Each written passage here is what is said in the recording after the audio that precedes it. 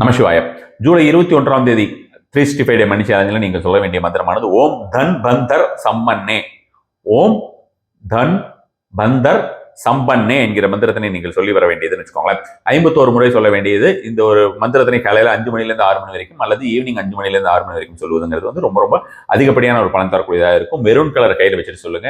Maroon colour dress ஏதாவது போட்டுக்கலாம் அல்லது மெரூன் கலரை கையில் நீங்கள் வந்து தீட்டிக் கொள்ளலாம். அல்லது வந்து பார்த்தீங்கன்னா maroon colour, even maroon colour ஸ்கெட்சை கையில் வச்சுக்கிட்டா கூட போறோம்னு வச்சுக்கோங்களேன். மேலே தீட்டிக்க முடியலன்னா கையில் கூட ஸ்கெட்ச் வச்சுக்கலாம். ஏதாவது அந்த கலரோட ஆப்ஜெக்ட் நம்ம கிட்ட இருக்கணும். அதுதான் இது மாதிரியான ஒரு விஷயமாக செய்து வருவதுங்கிறது நல்ல ஒரு பலன் தரக்கூடியதாக இருக்கும். 51 முறை சொல்லுங்கன்னு நான் ஏற்கனவே சொல்லிட்டேன்னு நினைக்கிறேன். தெற்கு பக்கம் நின்று தெற்கு பக்கம் பார்த்து சொல்லி வருவது அதிகப்படியான ஒரு பலன் தரக்கூடியதாக இருக்கும்.